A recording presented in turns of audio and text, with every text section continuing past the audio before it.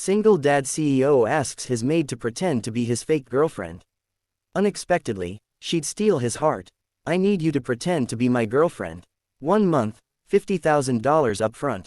The dish in Lisa Grace's hand slipped slightly under the stream of warm water. She turned slowly, droplets glistening on her fingers, her eyes wide. I'm sorry, what did you just say? James Cole stood across the kitchen, his suit immaculate, his face unreadable. The morning sun streamed through the windows, casting a golden light behind him, but nothing about him felt warm. You heard me, he said, tone businesslike. It's a professional arrangement. 1 month, you pretend to be my girlfriend. Lisa grabbed a towel, trying to steady herself. Mr. Cole, I'm your housekeeper.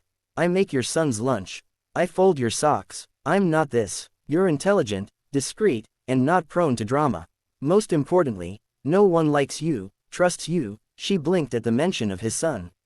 I don't bring just anyone around him, James added more quietly. And I don't have time to find someone else.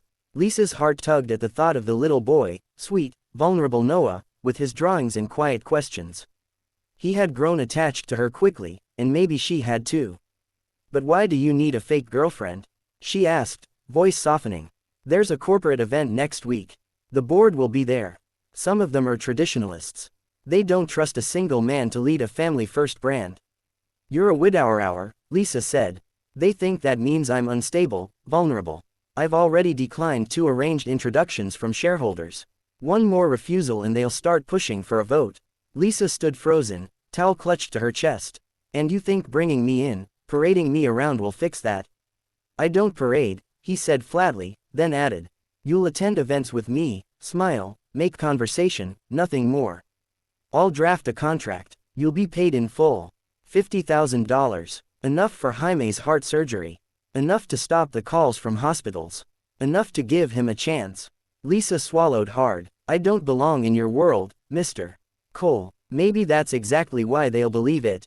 The refrigerator hummed. The clock ticked. Her head spun. I need time to think, she whispered. James nodded. I'll need your answer tomorrow. That night, Lisa sat at the tiny desk in her apartment. Bills spread across the surface, a worn folder containing her brother's medical records in her lap. 16. Congenital heart defect. No insurance. Be a fake girlfriend for a month. No touching, no real intimacy, just play a part. But could she keep her heart out of it? She thought of Noah, how he'd fall asleep beside her during story time, how he'd smile when she braided his hair like he said his mom used to. Then she thought of James, cold, closed off, and yet there had been something different in his voice today. Not warmth, maybe, but hesitation. Humanity. The next morning, before the sun had fully risen, Lisa stepped into the kitchen. James sat at the counter with a cup of coffee already dressed. I'll do it, she said. He looked up, one brow raised. The girlfriend thing, she clarified. Just for a month. I want everything in writing. Boundaries, payment, duration. Of course, he said calmly. And one more thing. Yes, I'm not changing who I am. No red lipstick, no fake flirting, and I won't laugh at boring jokes. He let out something halfway between a sigh and a chuckle. Noted. She crossed her arms. This is just a role, Mr. Cole. He met her gaze. Of course. They shook hands. Neither of them could have known how many lines that handshake would blur or how much pretending would begin to feel dangerously real. Lisa stood awkwardly in front of the 3-panel mirror, shifting from one foot to the other as the tailor adjusted the hem of her dress. This fabric drapes beautifully, the stylist murmured. Soft ivory, elegant, understated. James sat nearby, arms crossed, silently observing.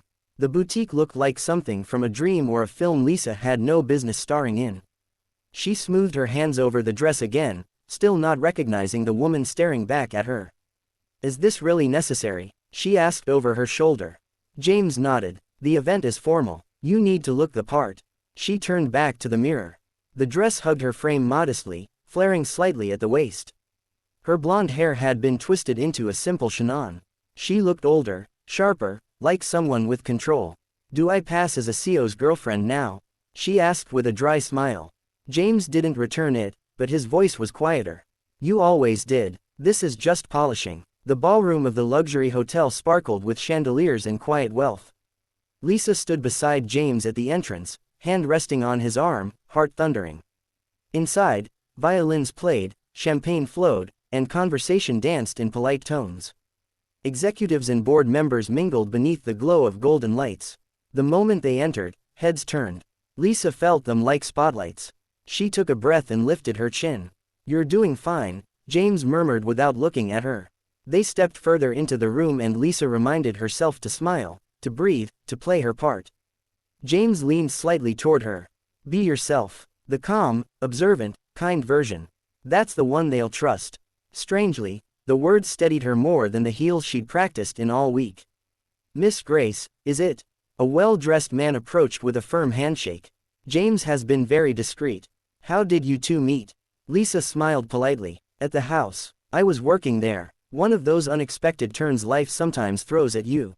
Laughter rippled through the group. A woman in a silk gown tilted her head. "So, you weren't born into this world?" "Not even close," Lisa replied with a graceful chuckle. Though knowing how to clean a kitchen does come in handy before hosting a dinner party. James choked slightly on his champagne, covering it with a cough. Lisa shot him a mischievous glance. "And what do you do, Miss Grace?" Someone else asked. "I'm hoping to teach again, art and literature, but right now I'm focused on what matters most, family, health, people." There was a beat of respectful silence. Then James's voice, quieter, behind her. "She's more qualified than most." Lisa turned her head. Their eyes met. The room continued buzzing around them, but James kept looking at her long after the conversation moved on. Later, needing air, Lisa stepped out onto the balcony. The city stretched far below, lights and steel, cold and endless. The dress, the hair, the polite laughter inside.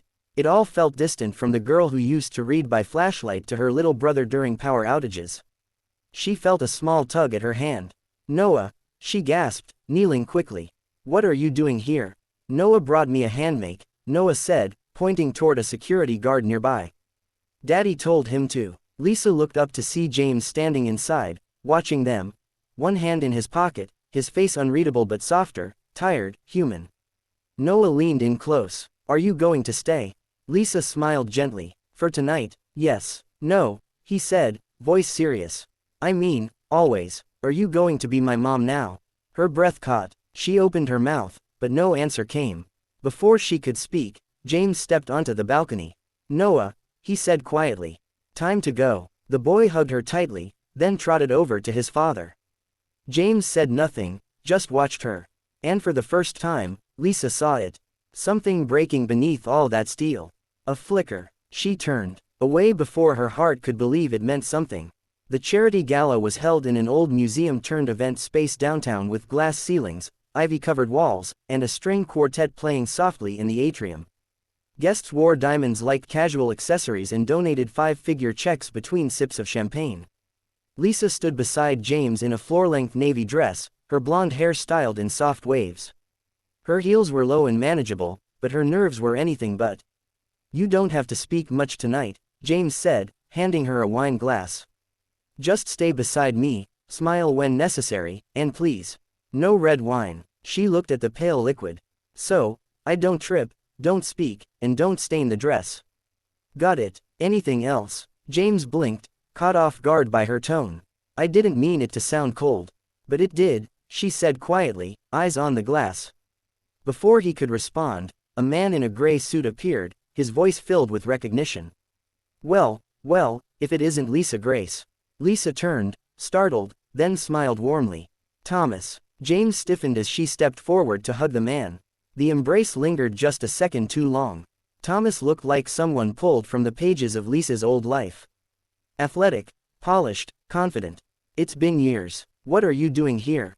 Don't tell me you're actually running in these circles now." Lisa laughed, that light, effortless sound James had rarely heard from her. "Not really, just tagging along as a +1. Thomas gave James a passing glance, but his focus stayed on Lisa. So did hers. They talked easily about old professors, mutual friends, a closed-down bookstore they both loved. Lisa leaned in as she laughed. She touched Thomas's arm once without thinking. James watched from a distance, something tight building in his chest. Later, Lisa found him alone at the bar, swirling his second glass of scotch. His jaw was tense. "Hey," she said gently. "I was looking for you." You seemed occupied, he replied, not turning to her. That was Thomas, an old friend, she said, confused by his tone. We haven't seen each other in years. Clearly, he muttered. You two seemed eager to make up for lost time. She frowned. Are you upset? James finished his drink. Of course not. Why would I be? I thought this was supposed to be pretend. It is, he snapped. So maybe you should remember that. The words hit harder than he expected. Lisa stepped back, wounded more than angry.